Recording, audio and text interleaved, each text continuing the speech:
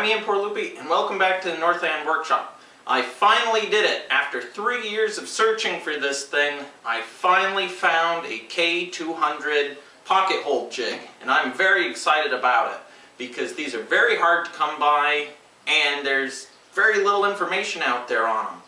Now, I've been collecting pocket hole jigs for a while now. Some people collect hand planes. I happen to collect pocket hole jigs and also hand planes, but mostly pocket hole jigs. And I've collected several different K2s from throughout their production. I've got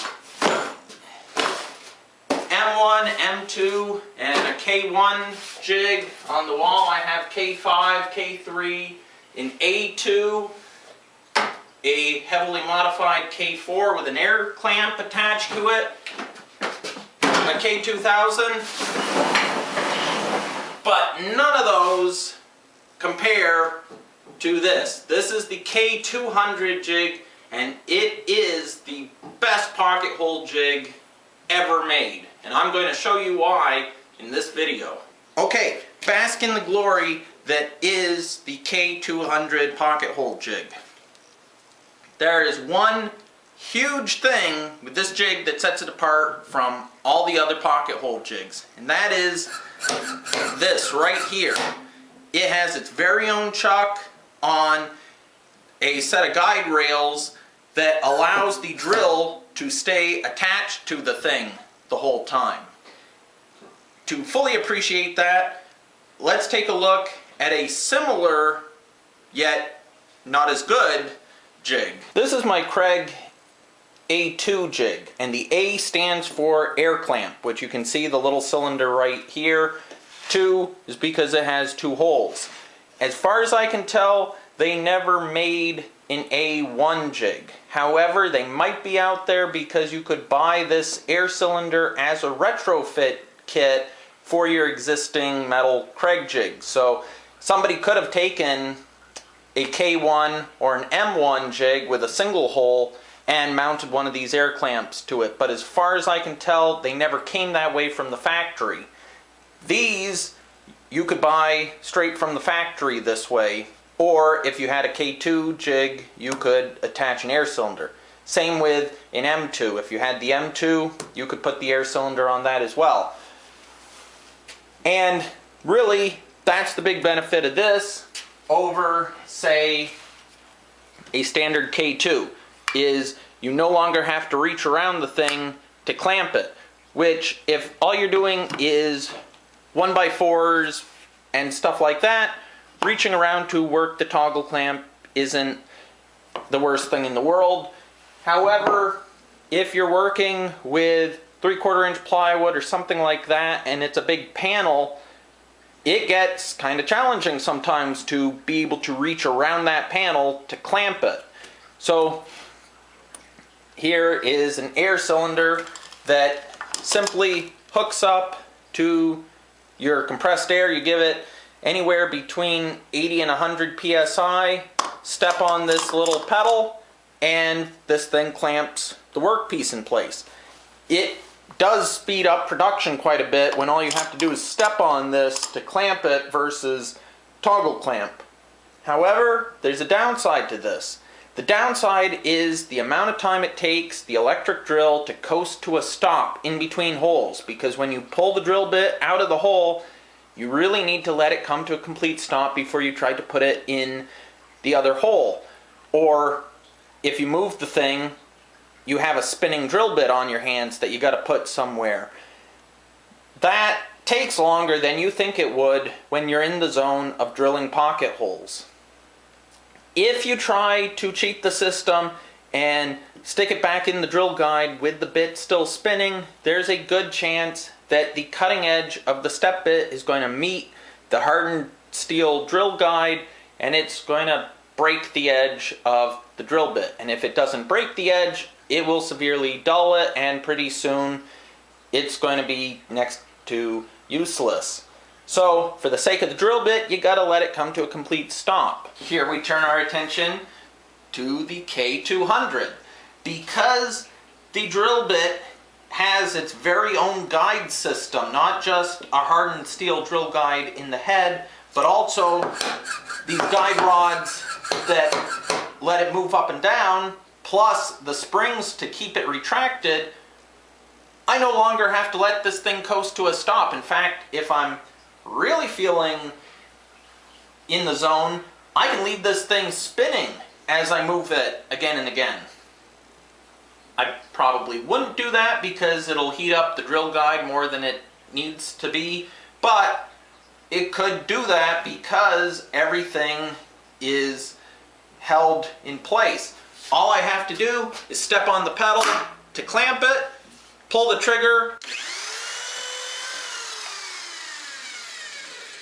and that thing can take as long coasting to a stop as it wants because it's completely out of the way. I'm free to move the workpiece. So if I'm doing a whole bunch of holes close together, I can really move quickly with this thing, and that is the benefit of this.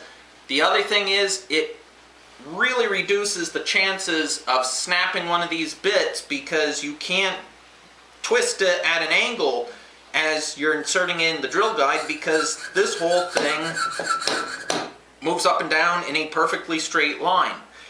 Now with this high speed efficiency that this thing is capable of doing, there's a couple things you have to be aware of with this. If you read the manual on any of these jigs, it mentions that you should put a drop of oil on the drill bit every some odd number of holes. I think it's 100 or something like that. It's especially important in this because the drill bit sits in that drill guide and spins. And in an ideal world, because it's on this linear guide system, it shouldn't be rubbing in there too badly, but nothing is perfect, and this does have a little bit of slop in it, so you will get friction between the edge of the bit and the hardened steel drill guide, and it could overheat over time. So the best thing to do is to use some light machine oil, like 3-in-1 oil, and just put a little drop in when you start using this thing. No, a little drop of oil is not going to affect the finish of the wood. It's not going to show on the pocket hole. It'll be fine. If you're getting oil stains on your workpiece, you put way too much oil on this thing. Normal amount of oil will not affect the workpiece at all. If this drill bit starts squeaking in use, that is a definite sign that it needs oil. If you continue to use it while it's squeaking, you're going to severely damage the bit. You could damage the drill guide over time as well. Also, I've found that these linear slides like a little drop of oil from time to time. If it's having a hard time springing back up, or you can't push it down in a fluid motion, just put a little drop of oil on each guide when it's in the down position and let it back up and it'll be fine. You'll see it has these two little retainer clips right here, and if I'm lucky I can pull them out by hand. Sometimes they need a little screwdriver, and once I pull them out by hand, that's how I can change the drill bit. Once I have the drill bit installed, I can go ahead and put the guide system back together, push it down, and then these little clips just snap back in their grooves. If you're buying a used one of these, it's a good idea to check to make sure they have the little clips. Although these things are so hard to come by, I would have bought this thing even if it didn't have these clips, because I would have found little spring clips at the hardware store for it. But it's better if it comes with it all on its own. If there's a downside to this jig, it's that it is purpose built to drill lots of pocket holes in 3/4 inch thick boards. Not 1.5 inch thick, not 1/2 inch thick, 3/4 inch thick wood. So all the 1x stuff, that's where it's designed to operate.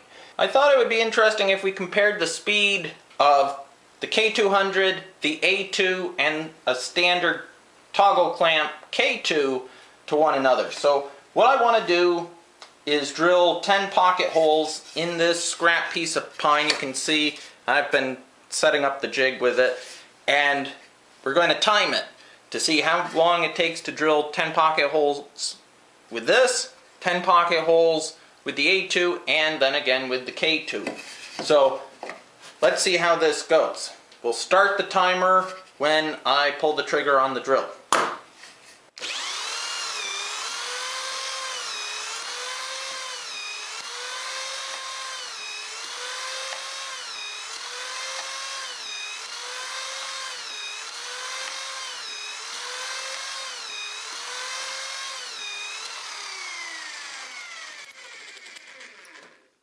There. So, not aiming for precision spacing, just see how fast I can go. Okay, we're going to try the same test again, this time with the A2. Just like before, we will start the timer when I first pull the trigger on the drill. And here we go.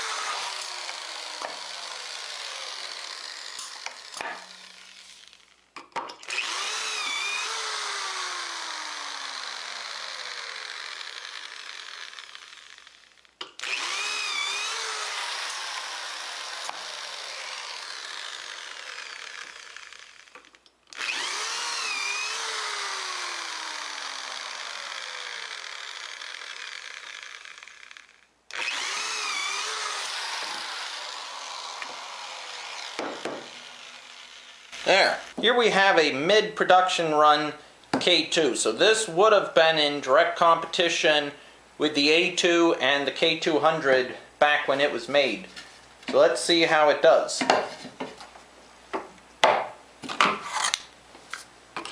Ready, set, go.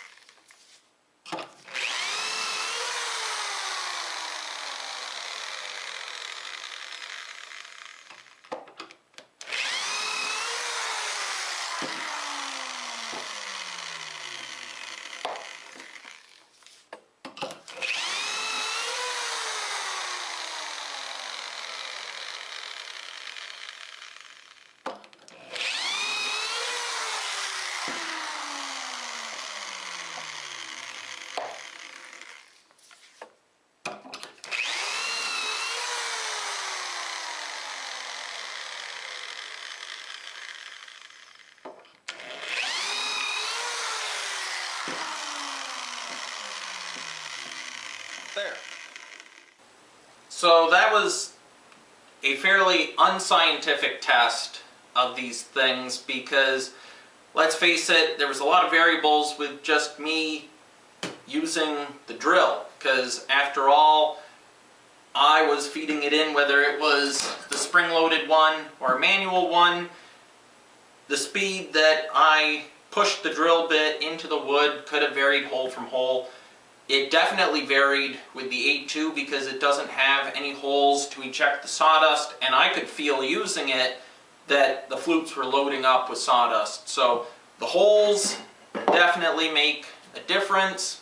So the final question of the day is, why is it so hard to find a K200 jig? It took me over 3 years to find this one, and this is the only one in the wild I've ever seen. And other than the color picture in this Kreg catalog that came with this K2, is the only color picture I've ever seen of a K200 jig. They're just not out there. Well, I think what it is in this catalog from the late 90s, This sold for $329. This was $120 in the same catalog. So over $200 more than this gets you this thing. I'm sure that was a tough sell because they look basically the same and people are going to think, why do I want that when I can save $200 and work this thing? I think that has a lot to do with why these things are much more common. The other thing is that while I really like the air clamp on the K200 and the A2, some people might be scared off by the fact that you need an air compressor to run this jig. But really, nowadays, just about everybody has an air compressor for their shop. Even a tiny little 1-gallon cordless air compressor would be more than enough to run this jig because it's such a tiny little air cylinder, it takes very little air to run.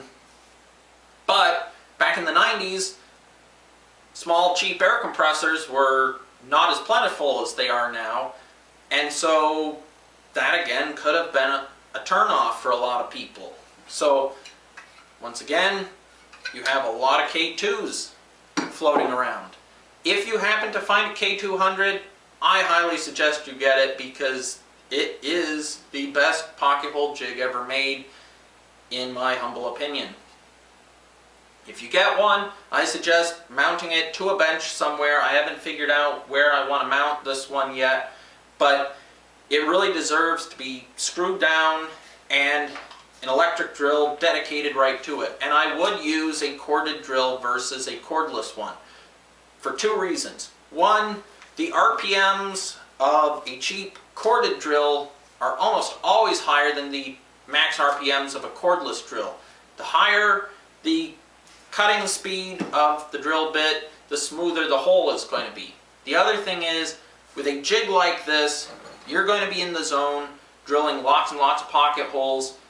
You don't want to stop halfway through because the battery died on your cordless drill. So I recommend you get a cheap drill. This is a cheap Harbor Freight one. I think it was like $15 for it. And it is more than enough drill to drill pocket holes.